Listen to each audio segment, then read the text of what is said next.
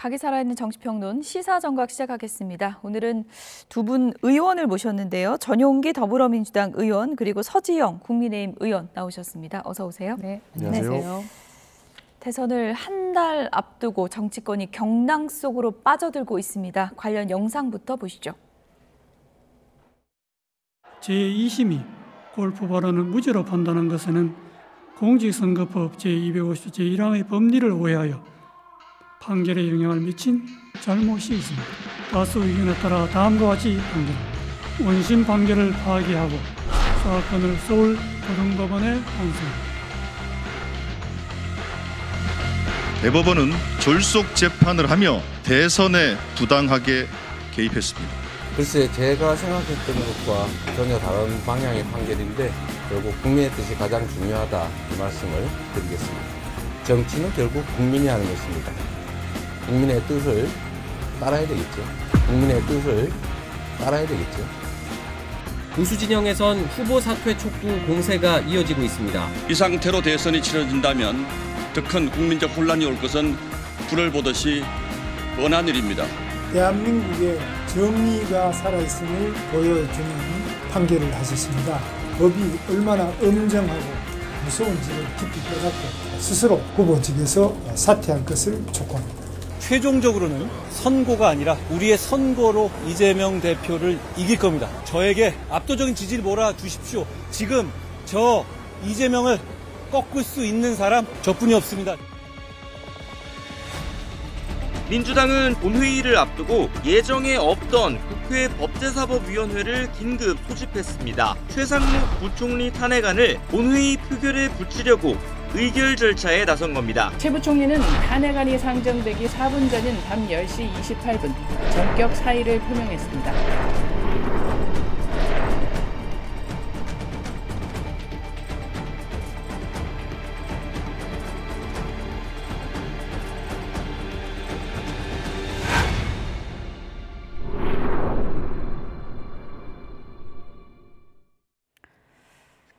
네, 어제 하루 일을 어떻게 정리를 해야 될까요? 저도 참 고민이 많았는데 어제 몇 시에 댁에 들어가셨습니까? 네, 아마 본회의가 끝나고 잠깐 회의를 마치고 들어가서 12시가 훨씬 넘었던 걸로 기억하고 있습니다. 네, 밤 늦게까지 이제 두 분이 이제 본회의장을 지키면서 표결도 하고 또 국민의힘에서는 또 항의하는 일도 있었고 어제 밤에도 늦게 들어가셨죠? 그렇습니다. 기본적으로 본회의가 11시가량에 끝났기 때문에 집에 들어가는 시간에 늦을 수밖에 없는 상황이었습니다. 어제 뭐 국회 각 당 의원들 정말 너무 많은 일들을 좀 처리하고 고민해야 되는 그런 긴 하루가 아니었나 싶은데 어제 이재명 후보 파기환송되고 나서 의총 민주당에서 열었잖아요. 그렇습니다. 근데 의총장 분위기가 정말 뜨거웠다고 그러던데 어떤 얘기들이 좀 나왔습니까? 의총장 그 분위기는 굉장히 뜨거웠습니다. 기본적으로 파기환송심이 나온 것을 시작으로 최상목 권한대행의 탄핵안을 어떻게 처리할 것인가에 대한 내용들부터 여러 가지 내용들이 다루어졌고요. 실제로 찬반 논쟁이 강력하게 붙었던 기억이 있습니다. 그러나 어저께 최상목 권한대행은 결국에는 사퇴하는 결심을 했었고요. 그리고 기본적으로 민주당의 입장은 어저께 파기환송심은 굉장히 좀 그 사법 권한의 정치 개입이다라고 하는 규정을 먼저 한 것을 의미를 두고 있습니다. 오늘 오전에 이제 법사위 현안 질의도 있고 오후에는 대법원 앞에 가서 기자회견한다고 하던데요. 그렇습니다. 대법원이 기본적으로 너무나도 졸속적인 심판을 했다라고 하는 느낌을 지울 수가 없습니다. 기본적으로 상고심에 올라갔을 때에는 얼마 정도의 기간을 두고 실제로 지금 조희대 대법관이 그 전원 합의체를 열지 않았습니까? 그것은 기일 10일 전에 지정을 해야 되는데 그런 절차를 깡그리 무시한 채 갑작스럽게 절차를 진행했고 심리 2회 만에 그 수만 페이지가 되는 것을 다 검토하고 판결을 했는 것인가에 대한 질문을 하지 않을 수 없기 때문에 절차와 그리고 과정상의 문제를 들어서 답정너 재판을 한 것이 아닐까라고 보는 것이고 사실 대통령은 국민이 뽑는 것이거든요. 그러나 대선 전에 어떻게든 이 사건을 마무리하고 1심의 판결문처럼 파기환송을 하기 위한 그런 정치적 판결을 하지 않았느냐라고 하는 지점에서 저희가 강력하게 문제를 지적하기 위해서 2시에 대법원으로 가서 항의 기자회견을 진행할 예정입니다. 국민의힘에서는 지금 후보 사퇴하라 이런 입장인 거죠? 네, 뭐 당연한 얘기인 것 같습니다. 기본적으로 후보자의 자격이 있는가에 대한 의문을 그 시작부터 가지고 있었던 분이기 때문에 이번에 대법원의 판단으로 인해서 유죄 취지의 파기환송이기 때문에 기본적으로 유죄다라는 것은 명확해진 겁니다. 유죄인 대통령 후보가 어떻게 국민 앞에 대통령이 되겠다고 나설 수 있겠습니까? 그런 차원에서 이번에 대법원의 판결은 사법 정의가 살아있음을 보여준 것뿐만 아니라 기본적으로 상식적인 판결이었다. 저희는 그렇게 보고 있고요. 아까 뭐 이런 그 대법원의 그 판단에 대해서 선거 개입이다 이런 말씀을 민주당에서 하시는데 2심은 무죄가 나왔습니다. 무죄 판결을 내렸던 2심도 선거 개입으로 판단하시는지 저는 민주당에 되묻고 싶고요. 사실 2심 판결에서는 일반 국민들도 상식적으로 받아들일 수 없는 내용이 있었습니다. 기본적으로 사진을 확대한 것을 사진 조작이라고 하지 않았습니까? 그로 인해서 수많은 커뮤니티에서 사진 조작이다라는 패러디가 본물처럼 흘러 넘쳤었거든요. 국민들이 상식적으로 받아들일 수 없는 판결이었죠. 그렇지만 대법관님들께서 10대 2의 판결로 엄정한 판단을 내려주셨고 또 이게 그 며칠간에 걸린 뭐 졸속 판결이다 이런 얘기하시는데 이것이 그 대통령 선거를 앞두고 있는 그 피의자가 자격이 있느냐 없느냐를 묻는 굉장히 중차대한 판결이기 때문에 저는 굉장히 빠른 시간 안에 결론을 이미 내렸어야 되는 상황이고 3년이나 걸친 재판이었습니다. 그리고 미국에서 그런 사례가 있습니다. 엘 고어와 부시의 대통령 선거 그 결과를 놓고 당시에 플로리다 그 대법원에서는 재검표를 해야 된다라는 그 판단을 내렸는데 다시 이에 불복해서 연방 대법원에서는 재검표를 중단했습니다. 그게 한 3일 정도가 걸렸던 사례가 있었습니다. 왜냐하면 한 나라의 대통령을 결정하는 상황이었기 때문입니다. 그리고 이 건도 마찬가지입니다. 대통령 후보가 후보자로서의 자격이 있느냐 없느냐, 범죄자이냐 아니냐를 명확하게 더 빨리 판단을 내렸어야 되는 상황입니다. 어쨌든 결과적으로 유죄라는 것을 대법원이 확정지은 사안이라고 할 수 있습니다. 졸속 심리라고 볼 수 없다. 전혀 그렇게 보지 않아야 된다고 봅니다. 범죄자인지 아닌지는 자당의 후보들 전과부터 확인하시면 좋을 것 같고요. 기본적으로 사진을 확대해서 예를 들어서 100이라는 숫자가 있을 때 확대해서 1로 만들면 당연히 조작인 것이죠. 그것을 사진을 확대했다고 해서 조작이 아니다라고 볼 수는 없는 것이라는 말씀을 드리고 싶은 것이고 오늘 전용기 의원님 패러디가 넘쳐나겠는데요. 네, 과거에 여러 가지 사안들이 있습니다. 기본적으로 사법부가 결국엔 정치권에 영향을 미치겠다라고 저는 확신을 하는 입장입니다. 왜냐하면 과거에 김대중 대통령도 사법부가 결국에는 군사재판을 통해서 김대중 대통령에 대한 사형을 내렸습니다. 대통령은 국민이 뽑는 것인데 그 범죄자인지 아닌지를 왜 사법부가 급하게 졸속으로 심판해서 낙인을 찍느냐라고 하는 것입니다. 우리 사법부의 역할이 범죄자인지 아닌지를 판단하는 겁니다. 그 3년간 걸렸던 그 이유에 대해서는 아시지 않습니까? 1심이 2년이 넘었습니다. 그리고 2심도 굉장히 오랜 기간 끌었습니다. 그만큼 봐야 될 내용들이 굉장히 차고 넘치는데 대법은 심리 2회 만에 9일 만에 그 많은 방대한 양을 다 봤다라고 하는 것 국민들이 납득할 수 있겠습니까? 그리고 이렇게 갑작스럽게 판결을 내리는 것은 결국에는 뭐 본인들이 판단하겠다라고 하는 것인데 대통령을 뽑는 선거는 국민들께 맡겨야 되는 겁니다. 그 와중에 본인이 개입해가지고 이 사람 출마 자체도 못하겠다라고 하는 그런 야심이 있다면 사법부의 정치 개입이라고 볼 수밖에 없는 것이죠. 저는 아까 제가 사례를 말씀드렸지만 미국 연방 대법원이 정치 판단해가지고 3일 만에 판단을 내렸겠습니까? 그리고 1심과 2심이 굉장히 오랜 시간이 걸렸습니다. 이미 633 원칙을 훨씬 벗어난 재판이었습니다. 그리고 모든 사람이 다 알고 있습니다. 이 재판이 이렇게 길어진 것은 이재명 후보께서 온갖 법꾸라지 행태를 통해 가지고 재판을 지연시켰기 때문입니다. 송달받지 않고 피하고 그래서 재판이 지연된 거 아니겠습니까? 이런 것에 대해서 이제는 나한테 유리하게 판결이 나오면 그것은 정의고 나한테 불리하게 판결이 나오면 그거는 정치 개입이라고 보는 그 생각부터 저는 고쳐야 된다고 잠시만요. 생각합니다. 어쨌든 뭐 1심 지나고 2심 지나서 대법원에 이제 그것도 전원합의체에서 10대 2로 나온 판결이잖아요. 일단 민주당에서는 졸속 심리라고 이제 계속 주장은 하고 있는 상황인데 어쨌든 이 판결 자체가 전원합의체 대법원 선고기 때문에 가볍지만은 않은 결과인데요. 민주당 내부에서 혹여나 뭐 이런저런 고민하는 목소리나 이런 건 전혀 나오지 않고 있습니까? 그런 건 없습니다. 기본적으로 졸속 합의고 졸속 판결이고 심리 자체에 과정적 문제가 충분히 있기 때문에 이것은 정치 개입이라고 저희는 구정할 수밖에 없었습니다. 예.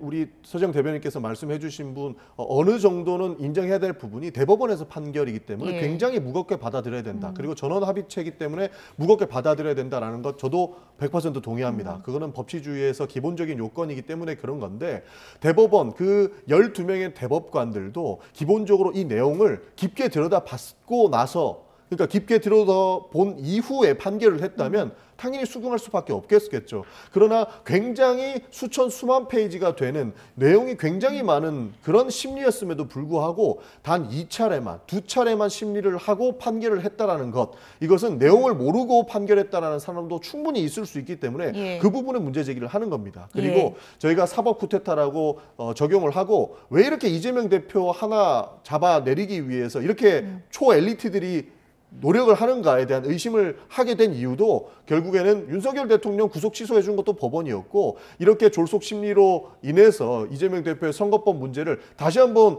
그 국민의힘에게 솟아날 구멍을 제공한 것은 결국엔 사법부기 때문에 그런 의심을 할 수밖에 없다라는 말씀도 드리겠습니다. 조희대 대법원장이 뭐 미스터 소수 의견이다 이렇게도 이제 불리는 그런 인물이기도 한데 일단 파기환 송심 대법원 선고를 공직자 사퇴 시한 직전에 냈습니다. 그 시점에도 어떤 좀 의미가 담겨 있다고 보십니까?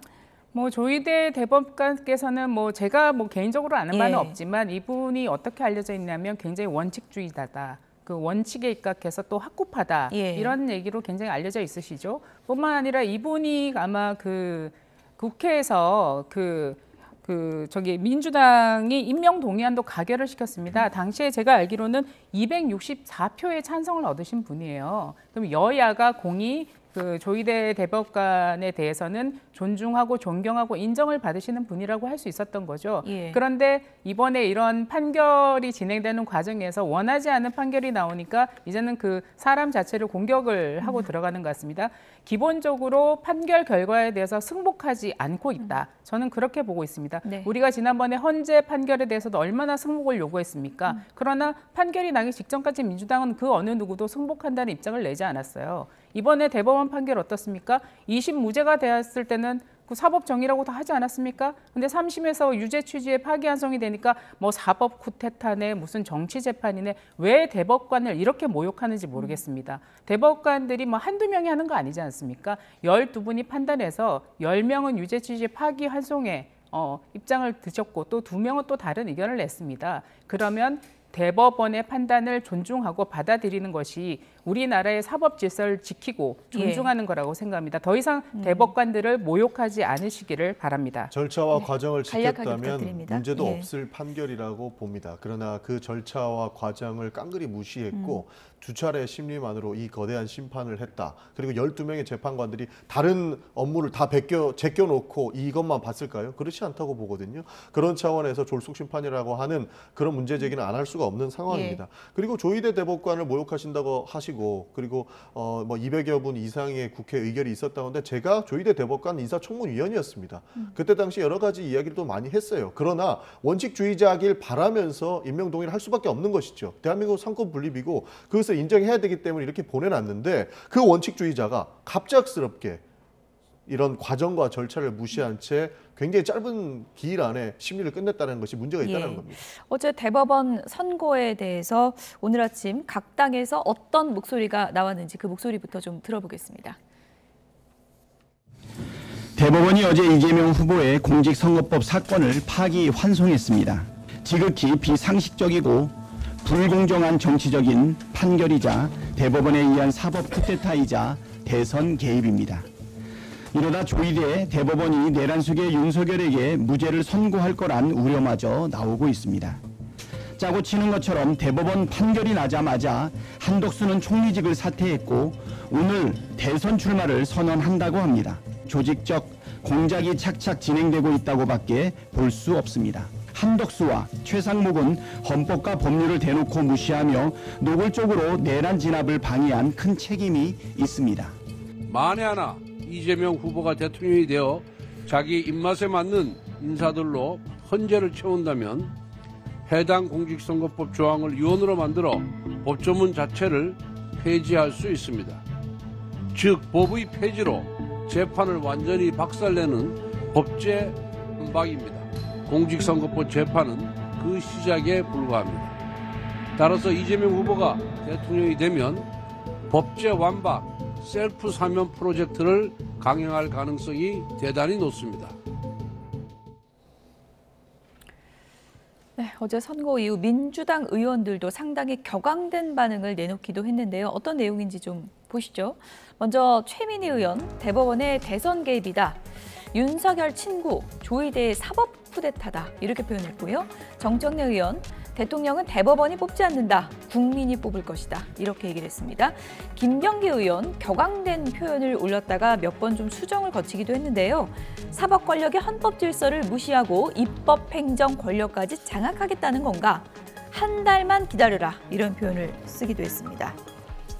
이번엔 국민의힘 반응도 좀 보겠습니다. 신동욱 수석 대변인, 대한민국의 근본 가치가 법치와 공정성이라는 대원칙을 증명했다. 이런 입장을 밝혔고요. 주진우 의원, 당선 무효형 확정이 확실하다. 이재명 후보를 즉시 교체해야 한다. 이런 주장을 했습니다. 김재섭 의원, 10대 2가 갖는 의미는 대단히 크다라고 하면서 이재명 후보는 국민을 속인 거짓말쟁이라고 인정한 것이다. 이런 입장을 밝혔습니다. 네, 김병기 의원 같은 경우에는 한 달만 기다려라 이런 입장을 밝혔는데 추후에 또 입장을 좀 수정하기도 하고요. 민주당 내부에서 이런 격앙된 반응들이 좀 실제로 많이 나왔습니까? 실제로 졸속 심판이라고 하는 건들이 공유되면서 조금 더 격양됐던 것 같습니다. 기본적으로 대법원의 심리가 이렇게 축소된 적이 없다. 굉장히 이례적이다라고 하는 평가를 지속적으로 해왔지 않습니까? 예. 그리고 소수 의견에 나와 있는 내용들을 봤을 때에는 이렇게 사법 권력이 너무나도 정치에 깊숙이 개입한다라고 하는 투의 이야기들도 저희는 그런 식으로 받아들였기 때문에 저렇게 격양된 반응이 나올 수밖에 없는 것이었습니다. 그래서 의총에서도 그리고 차후에 나온 내용들도 결국에는 사법이 결국에는 입법과 행정의 권력까지 좌지우지하려고 한다라고 하는 그런 의심을 하게 된 것이다. 이렇게 볼 수 있을 것 같습니다. 네. 어제 두 분도 밤 늦게까지 국회에 머물었는데 어제 한밤중에 이런 일이 있었죠. 그래픽을 좀 보여주시면 좋을 것 같습니다. 경제사령탑이 어제 한밤중에 사라졌습니다. 어제 오후 3시에 이재명 후보 파기환송 선고가 나온 이후 민주당에서 긴급의총도 있었고요. 밤에 이런 일이 있었습니다. 최상목 부총리에 대한 탄핵안 표결이 이뤄지기 직전에 이제 사의 표명을 한 거고 한덕수 대행이 그 전에 사퇴 입장을 밝히긴 했지만 임기가 어제 자정까지였던 거죠. 그래서 사표 수리를 하는 이런 긴박한 상황이 벌어졌습니다. 그래서 지금은 이주호 장관이 대행을 맡고 있는 그런 상황까지 간 겁니다.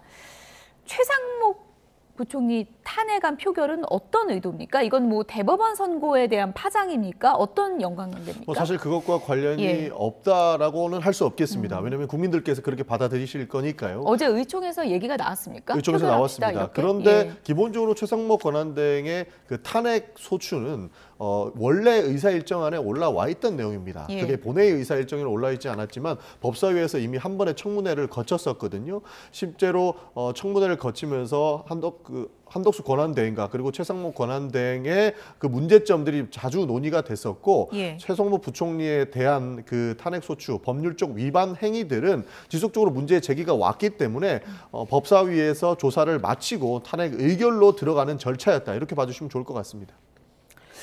저는 이번에 어제 최상목 부총리에 대한 탄핵 과정을 보면서 깜짝 놀랐습니다. 왜냐하면 저희는 상상도 하지 않았었거든요. 그 이유가 아까 쭉 일정을 지금 시간대별로 이렇게 아까 그래픽으로 보여주셨는데 이날이 무슨 날이었냐면 오전 11시에 추경을 합의하고 합의서에 서명을 함께 했습니다. 여야 원내대표가. 그래서 박찬대 원내대표와 권성동 원내대표, 그다음에 최상목 부총리가 우리 권성동 원내대표실에 와서 함께 이 추경안에 대해서 합의한 것을 대해서 함께 세 분이 서명을 같이 하셨어요. 그리고 그 자리에서 굉장히 화기애애하게 여야 원내대표가 그렇게 앉아서 합의문에 작성한 게 처음이거든요. 그리고 박찬대 원내대표는 처음부터 권성동 원내대표를 인정할 수 없다 해서 예방 자체를 거절하셨던 분입니다. 그분이 그래도 이번에 추경에 합의를 하니까 친히 그 여당 이제 여당이 아니지만 국민의 원내대표실까지 와서 최성목 부총리와 그다음에 예결위원장, 양당 예결위 간사까지 모시고 다 함께 정말 웃으면서 화기애애하게 추경의 합의문을 작성하고 서로 악수하고 격려를 했었어요. 오전 11시에. 그런데 한 10시간이 지나고 나서 탄핵을 한 겁니다. 이건 뭐냐. 11시에 악수하고 웃다가 10시간 뒤에 뒤통수 친 거예요. 인간사회에 이런 게 어디 있습니까, 사실은. 탄핵안 표결한다는 건 몇 시에 아셨어요? 저희가 한참 뒤에 알았죠. 이제 이미 오후 3시에 이재명 그 후보에 대한 선고가 내려지고 나서 한참 우리가 저녁 한 8시쯤 본회의가 열릴 거라는 예고가 있었습니다. 본회의가 열릴 거라는 예고가 있었는데 한 8시쯤 돼가지고 아마 갑자기 법사위가 열렸어요. 사전에 통보된 것도 아니었습니다. 갑자기 법사위 열어가지고 탄핵안을 법사위에서 일반 가결시켜버리고 본회의에 바로 올렸어요. 그래서 우리 다 원내대표가 이제 우리 당 의원들이 전부 다 깜짝 놀랐죠. 의총이 이제 막 소집돼 있었는데 그 추경을 우리가 그 본회의 표결하기 위해서 의총을 열어서 모여 있는 자리에서 저녁 무렵부터 이게 시작이 된 겁니다. 그래서 그 국회의장께 가서 이거는 말이 안 된다. 어떻게 경제부총리를 지금과 같은 이런 국제적인 상황이라든지 대내외 경제 상황 속에서 경제부총리를 탄핵할 수 있느냐 했는데 우원식 의장도 그냥 탄핵안을 상정시켜버렸어요. 그래서 저희가 아주 어제 굉장히 격앙이 됐었죠. 정말 민주당은 상상 이상의 행동들을 강행하는구나. 정말 상상의 끝이 없다라는 저희가 생각이 들었고요. 이거는 오전 11시에 서로 어깨 두드리고 악수하다가 오후 10시 돼가지고 뺨 때리고 뒤통수 치는 이런 행동들은 이 집단이 해서도 개인이 해서도 안 되는 일이고 집단이 해서도 안 되는 일입니다. 그 사이에 최성목 부총리와 민주당 사이에 무슨 일이 있었습니까? 웃고 헤어졌어요. 웃고 헤어지고 저녁 때 본회의에 참석을 하려고 오시니까 그때부터 탄핵안을 가결하기 시작한 거예요. 이거는 전형적인 그 대법원 판결에 대한 보복성 저는 탄핵이었다고 생각을 하고요. 그리고 그 아까 뭐 우리 원내대표께서도 그렇게 말씀하셨지만 뭐 어디 가서 뺨 맞고 어디 가서 눈 흘린다고 이건 전형적인 보복 탄핵이라고밖에 저희들은 생각할 수 없습니다. 기본적으로 최성목 권한대행이 어저께 탄핵소추안이 올라올 수 있었던 이유는 과거부터 이미 탄핵소추안이 발의됐고 본회의 보고가 된 이후에 법사위에 본회에서 조사를 할 수 있게끔 했기 때문에 어저께 탄핵소추안이 결국에는 처리가 될 수 있었던 것이거든요. 그래서 기존의 일사 일정에 있던 내용이다라는 점을 다시 한번 말씀을 드리는 것이고 사실 뭐 아침에는 웃었는데 저녁에 왜 뒤통수 때리나라고 할 수 있었는데 민생을 위해서 할 일은 한 거죠. 그러나 그 사람의 책임에 대해서 묻지 않을 수는 없는 것 아닙니까? 계속 이재명 대표에 대해서 책임 물어야 된다고 하시지 않습니까? 그외와 마찬가지로 최성목 권한대행이 권한대행 시절에 잘못했던 것에 책임을 묻는 과정이었습니다. 하나하나 다 말씀드리면 너무 길어서 말씀을 못 드리겠지만 몇 가지만 말씀드리면 계엄을 일단 맡지 못했던 것, 그리고 헌법재판관을 임명하지 않았던 것, 이것은 헌법재판관들이 이미 재판소에서 문제가 있다라고 이야기했던 것이죠. 그리고 굉장히 충격적인 내용은 한미 관세 협상의 당사자 아니었습니까? 근데 미국의 국무부였나요? 미국의 재무부에서 굉장히 충격적인 얘기를 했어요. 관세 협상을 빨리 끝내고 선거에 활용하려는 것처럼 보인다라고 이야기를 하지 않았습니까? 그 관련 보도도 많이 나왔어요. 그에 대한 책임을 어떻게 안 물을 수 있겠습니까? 실제로 관세 협상을 빠르게 처리하고 한국에 가서 그것을 선거의 도구로 활용하려고 했다면 이것은 용서할 수 없는 일이라고 봤던 겁니다. 그래서 그 탄핵안 표결 날짜가 며칠 전에 얘기가 됐던 겁니까? 아니면 어제 정해진 겁니까? 그 내용은 어제 정해진 게 맞습니다. 실제로 법사위에서 어제 통과가 됐던 것이고요. 그 이후에 저희는 본회의에 올려서 처리를 하려고 했던 것입니다. 그런데 결국엔 최성목 권한대행이 부총리죠. 부총리가 사퇴를 했기 때문에 표결은 중지됐다. 이렇게 봐주시면 좋을 것 같습니다. 네. 어쨌든 뭐 경제부총리가 한밤중에 사라지면서 경제적인 문제, 통상 뭐 협상이나 이런 부분에 대해서 또 후폭풍을 걱정하는 또 시각도 분명히 있거든요. 그런 부담감에 대해서 좀 우려하는 목소리도 내부에서 좀 있었습니까?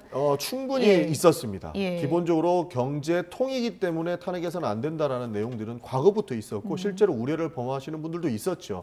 그러나 한덕수 권한대행이 사표쓰면 또다시 최성목 부총리한테 권한대행 몫이 갈 텐데 과거에 법률을 위반하고 헌법재판관을 임명하지 않았던 그 과오들이 되풀이 될 거라고 봤던 겁니다. 그래서 최성목 권한대행을 다시 시켜줘서는 안 된다라는 의미에서 이 탄핵소추안이 발의됐다 이렇게 봐주시면 좋을 것 같습니다. 네. 이른바 뭐 매운맛 민주당으로 가야 된다 이런 얘기도 뭐 어제 의총에서 있었다 이런 보도도 있었는데 오늘 또 정청래 법사위원장이 오늘 이런 얘기를 했습니다. 대통령이 되면 형사재판을 중단하는 법 개정안을 오후에 뭐 상정하겠다 이런 입장을 밝혔다 그러거든요. 이게 헌법 84조 그러니까 대통령 되면 재판 어떻게 되는 거냐 이 부분에 대한 얘기 같은데 이건 어떻게 보세요? 제가 요 말씀 드리기 전에 예. 아까 하신 말씀에 대해서 좀 말씀을 드려야 될 것 예, 같아요. 아까 그 민주당 의원님들이 여러 가지 굉장히 격앙된 반응을 보이신 것에 대해서도 제 입장은 얘기를 아까 못 했었는데요. 특히 최민희 의원 같은 경우에 무슨 뭐 윤석열의 친구 조희대 대법관 이런 얘기 하셨는데 예. 그러면은 이재명 친구 문형배 헌법재판소장 아닙니까?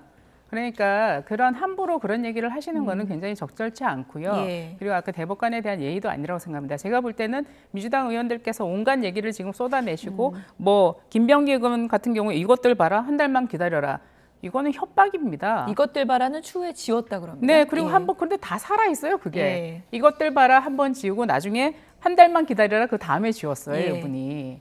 이런 얘기들은 뭐냐면 기본적으로 민주당에서 집권을 하게 될 경우에 어떤 식으로 국정을 운영하겠다. 여야 관계를 어떤 식으로 끌고 가겠다. 그리고 사법부에 대해서 지금까지 사법 쿠데타에 뭐니 했던 거에 대해서 사법부에 대해서 어떠한 입장을 견지하겠다는 사실상 맛배기를 보여주는 거라고 생각합니다. 예. 정치 보복을 하겠다는 것, 사법부에 대해서건 타 정당에 대해서는 정치 보복을 강하게 하겠다는 의지를 저는 드러내는 거라고 보고요. 오늘 아주 특이한 일도 있었어요. 민주연구원 부원장이라는 분이 보니까 박진영 민주연구원 부원장이라는 분이 상권 분립 막을 내려야 하는 순간이 왔다. 그러니까 제가 볼 때는 이재명 그 후보께서 대법원의 유죄 취지의 파기환송이 그 결론이 나고부터 저는 민주당 전체가 집단적으로 조금 이성을 잃고 있는 것 같아요. 그리고 서로 뭐 충성 경쟁하듯이 그런 그 무지막지한 말씀들을 내뱉고 있는 것 같습니다. 예. 그래서 이런 것들은 지금 과정에서 정치 과정이나 선거 과정에서 뭐 예. 전혀 뭐 민주당에 도움되지 않을 거라고 보고요. 그리고 그렇게 무리하게 야반 탄핵이라는 말이 나왔어요, 어젯밤에. 하도 갑작스럽게 탄핵을 추진해서 예. 뭐 옛날부터 빌드업 해오신 거라고 했는데 그거 다시 법사위로 본회의에 상정하려다가 법사위로 갑자기 회부시켜서 시간 끌게 한 거 예. 아닙니까? 그러다가 어제 타이밍 잡은 거예요. 갑작스럽게. 그렇게 준비된 거였다면 법사위에 미리미리 날짜 잡고 통과해야지 본회의 열기 직전에 법사위 열어가지고 예. 그렇게 기습적으로 통과시킵니까? 말이 안 되고요. 잠시만요. 그렇게 예, 위헌적이라고 예. 주장하시면 줄여주시죠. 진작에 예. 탄핵했어야지 왜 어제입니까? 어젯밤에. 짧게 짧게만 한 말씀만 드리면 저는 예. 이런 식으로 국회를 폭주하듯이 몰아가는 것은 거의 광란의 저는 입법 폭주라고 생각합니다. 예. 30초면 짧게 하겠습니다. 예. 지금 뭐 대법원을 모욕한다, 대법원 비판해서만 대표하면 안 된다라고 국민의힘이 계속 주장하는데요.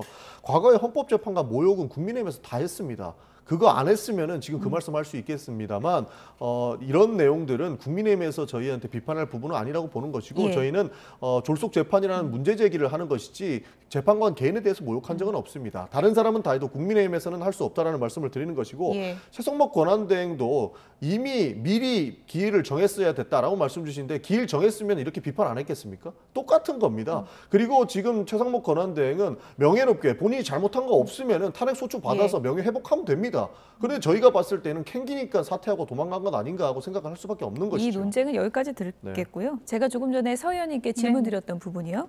정청래 의원이 이제 대통령 되면 형사재판 중단하는 법 개정안 상정하겠다. 네, 이게 이제 네. 민주당의 네. 움직임 가운데 하나인데 그건 어떻게 보시는지 좀 뭐 얘기해 민주당이 주시죠. 뭔들 못하겠습니까? 예. 이미 이재명 후보에게 면죄부를 주기 위한 법안들을 많이 쏟아냈습니다. 벌써 그 이번에 이 그 대법원 판결이 공직선거법 위반이지 않습니까? 예. 허위사실에 예. 대한 공직선거법 위반인데 허위사실 유포죄 자체를 없애는 법안도 제출해 놨고요. 그다음에 우리가 100만 원 이상의 그 벌금형을 예. 받으면은 이제 그 피선거권 자격이 박탈되죠. 그렇죠. 의원직도 박탈되죠. 거기에 대해서도 1,000만 원 이상으로 법안을 내신 분들이 민주당에 있어요. 그러면 이것을 다 추진해가지고 강행 처리했을 때 거부권만 못 쓰게 되면 이 법안은 그대로 입법이 되는 겁니다. 예. 결국은 이재명 후보 한 명을 살리기 위한 법안들이죠. 예. 그리고 헌법 84조 문제도 예. 저는 이제 해석의 문제가 있다고들 얘기를 하시는데 그 현직 대통령이 이제 소추를 받지 않는다는 거 아닙니까? 소추라는 것은 그 재판에 영향을 미치는 게 아니라 소추 기관은 검찰을 얘기합니다. 공소를 할 수 있는 것과 그다음에 공소 유지를 하는 것이 바로 소추의 의미입니다. 그 기본적인 그 법률적인 의미라도 좀 파악하시고 그런 주장들을 하시길 바라고요. 그게 안 되니까 지금 각종 법안들을 쏟아내겠다고 그 엄포를 놓고 있는 겁니다. 형사재판 중단하는 법 개정안 이거는 어떻게 보세요? 진짜 표결까지 바로 갈 거라고 보십니까? 실제로 가능하다고 봅니다. 그리고 충분히 합리적으로 개정을 해서 추진이 가능하다고 보는 겁니다. 그래서 여러 국민들이 우려하시는 부분들은 충분히 빼고 갈 수 있다는 말씀을 먼저 드리는 것입니다. 왜 이런 법안까지 준비하느냐, 너무 무리한 것 아니냐라고 하는 비판 달게 받겠습니다. 그러나 굉장히 지금 상황이 비정상이다라는 말씀을 드리고 싶습니다. 기본적으로 윤석열 파면 정권이 들어선 이후에는 굉장히 그 사법의 칼날 그리고 행정의 칼날들이 정적을 제거하기 위해서 모든 수단과 방법을 동원하지 않는다라는 거 느꼈고, 기본적으로 초엘리트들이 이재명 하나 막아보고자 하는 노력들이 너무나도 잘 보입니다. 그래서 여러 가지 뭐 소추에 대한 내용, 단어에 대한 논란들이 있지 않습니까? 그런 것들을 정리하고 가기 위한 그런 방안이다라고 보이는 겁니다. 그래서 논란이 될 수 있는 부분은 최소화하겠지만 충분히 명확하게 정리하고 갈 필요는 있다라고 하는 측면에서 저희는 발의를 하는 거라고 봐주시면 좋을 것 같습니다. 만약에 이제 통과가 되면요, 실제 표결해서 거부권을 이제 뭐 정부에서 쓸 수도 있는 건데 거부권 쓰려면 국무회의 열려야 되는 거잖아요. 네. 지금 계속 뭐 줄줄이 사퇴하다 보니까 14명 남았더라고요. 네. 국무회의 열릴 요건이 되는 겁니까? 네, 국무회의 열릴 요건은 뭐 충분한 상태이고요. 현재까지는 뭐 무리가 없습니다. 그러나 이제 위험한 것은 이제 국무위원들이 11명이 될 경우가 이제 위험해지는 겁니다. 그래서 국무위원들이 지금까지는 현재는 이제 14분이 계시기 때문에 전혀 문제가 되지 않고요. 그렇지만 이제 걱정은 됩니다. 민주당에서 애초부터 우리 한덕수 대행 계실 때부터 줄 탄핵을 이미 엄포를 놔왔었거든요. 그때 뭐 당시에 원내 대변인께서 방송에 나가서 그런 얘기 하셨어요. 5명 탄핵시키면 국무회의 붕괴시킬 수 있다. 애초부터 12월 달부터 그런 얘기 하셨고, 그다음에 다음에 1월이나 2월에도 그런 얘기가 계속해서 공공연하게 흘러나왔습니다. 저는 뭐 아까 전용 의원님께서 굉장히 지금 비정상 국면, 저 동의합니다. 이렇게 국정 붕괴가 이어질 수 있다는 위험을 안고 있는 건 굉장히 비정상적인 국면 맞습니다. 그러나 민주당은 상상 이상의 무엇도 다 했었기 때문에 그 어떤 상황이 올지 모른다. 저는 이런 생각을 가지고 있습니다. 탄핵 국면 계속 말씀 주시는 대로 기본적으로 탄핵 소추는 불법 위법 행위가 포착되지 않으면 할 수조차 없습니다. 그리고 이 정부 국무위원들이 지금까지 탄핵 소추를 당했던 것, 고위공직자들이 탄핵 소추를 당했던 것은 불법 위법 행위가 포착됐기 때문인데, 또 5명 할 거라고 보시는 거면 그 사람들도 불법 위법 행위가 있다는 것밖에 안 보이니까요. 그렇게 말할 필요 없다고 봅니다. 붕괴하는 시나리오, 이건 뭐 일각에서만 나오는 건가요? 아니면 실제로 좀 계획이 있는 건가요? 붕괴 시나리오는 기본적으로 검토하고 있지 않습니다. 그리고 좀 전 앵커께서 말씀해 주신 것처럼 14명이라서 가능하느냐의 여부도 있는데, 그 부분도 일시적인 결혼에서는 가능하다. 14명으로 개의할 수 있다라고 하기 때문에 원래는 15명 이상이어야 하는 거죠? 그렇습니다. 15명에서 30명이 국무위원으로 이제 위촉이 가능한 인원이고요. 거기에서 과반이기 때문에 15명으로 해석을 했었는데 일시적 결혼은 가능한 것으로, 그래서 14명도 국무회의가 가능한 것으로 과거에부터 해석을 해놓았던 상황입니다. 정말 다 요약하기도 힘들 정도로 굉장히 혼란한 그런 전국 상황 속에서 오늘 한덕수 전 총리가 대선 출사표를 던졌습니다. 한덕수 전 총리, 어떤 키워드를 들고 출사표를 던졌는지 들어보시죠. 새로운 정부는 한덕수 정부가 아닙니다. 좌우로 나뉘는 대신 오직 앞으로 나아가고 싶은 모든 사람의 정부, 바로 여러분의 정부입니다. 저는 이길 수 있는 경제 대통령이고 좌나 우가 아니라 앞으로 나아갈 사람이며 약속을 지킨 뒤 즉시 물러날 사람입니다. 저에게 가차없이 쓴소리 하시는 분들, 대선 과정에서 경쟁하시는 분들을 한 분 한 분 삼고 초려해 모시고 거국 통합 내각에 모시겠습니다. 국무총리라서 못한 일을 대통령의 힘으로 반드시 해내겠습니다. 그 말을 어떻게 믿느냐고 물으신 분들께 저는 제 말이 아니라 제가 살아온 인생을 보아달라고 말씀드리고 싶습니다.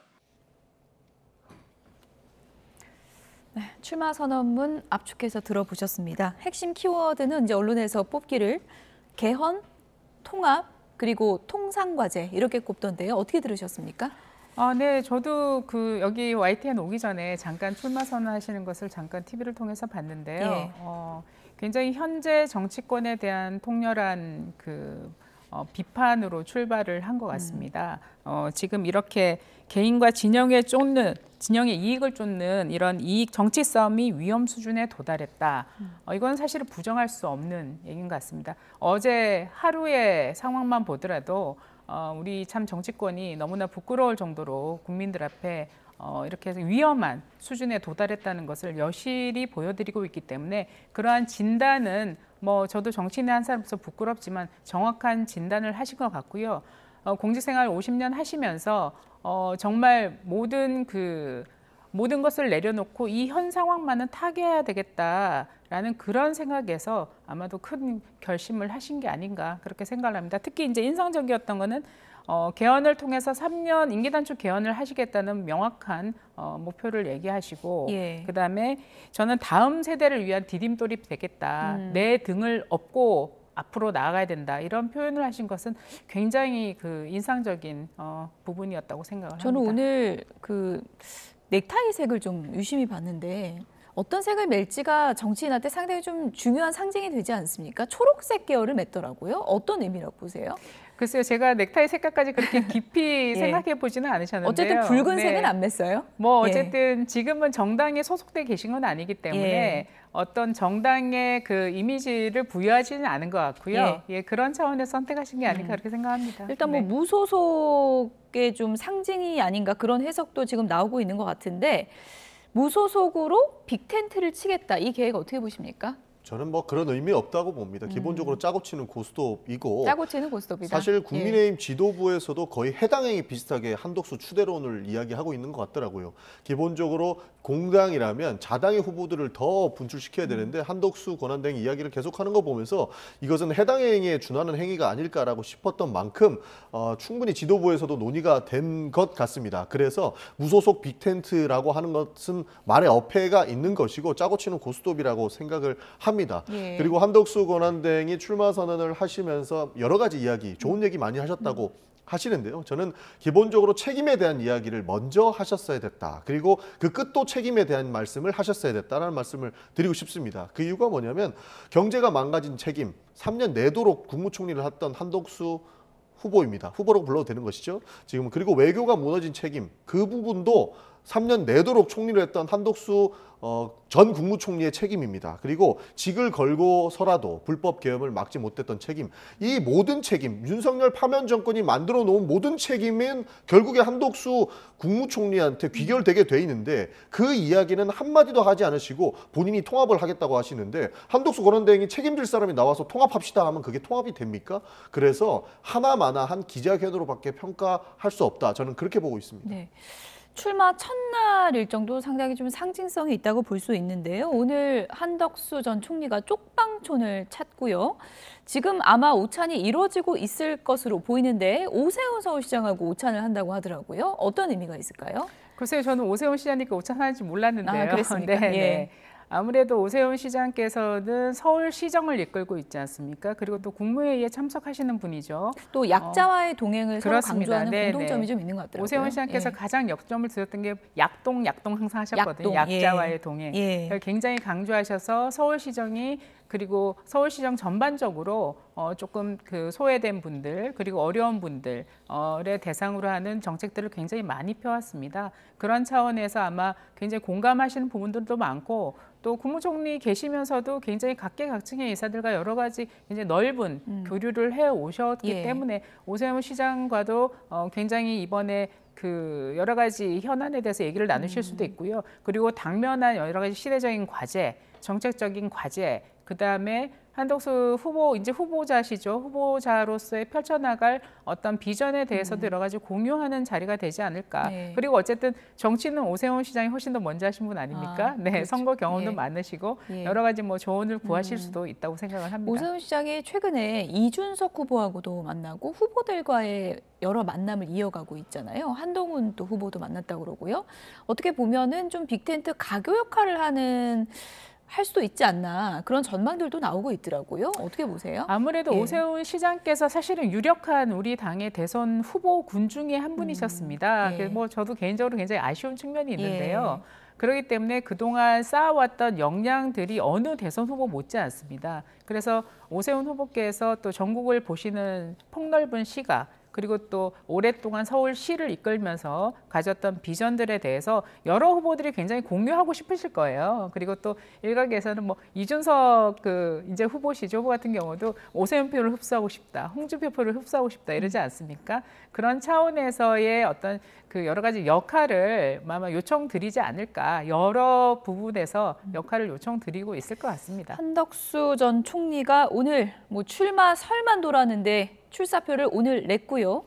이제 당면한 가장 큰 과제는 이제 단일화 문제 아니겠습니까? 정치권에서 이제 오래 보셔서 아시겠지만 지금 시간은 촉박하고요. 국민의힘 후보가 내일 결정이 되는데 단일화 과정이 좀 어떻게 흘러갈 거라고 보십니까? 기본적으로 11일 전에는 끝내야 되는 것으로 예. 확인하고 있습니다. 예. 왜냐하면 후보 등록일이 11일이기 때문인데요. 만약에 11일 이후에 단일화가 되면 무소속 한덕수의 이름을 달고 나갈 수도 있기 때문에 2번으로 못 나오는 거죠. 그렇습니다. 그래서 다음 주 중으로는 이렇게 단일화를 해야 될 것입니다. 예. 그래서 내일 나오는 우리 국민의힘 후보 선출 이후에 예. 곧바로 단일화 작업에 착수하지 않으면 정말로 큰 문제가 생길 수 있다고 판단하실 거라서 다음 주 중으로는 그 단일화 룰 세팅부터 여러 가지를 하지 않을까 싶습니다. 지금 룰 세팅 어느 정도 좀 얘기가 아이디어 차원에서 나오는 얘기들이 좀 있습니까? 전혀 당내에서는 없습니다. 그렇습니까? 아까 예. 전영기 의원님께서 예. 우리 당 걱정 너무 많이 하셨는데 뭐 예. 단일화 얘기가 나오면서 뭐 해당 행위니 아닌 이런 얘기 하셨는데 우리 당 걱정 너무 하지 마시고요.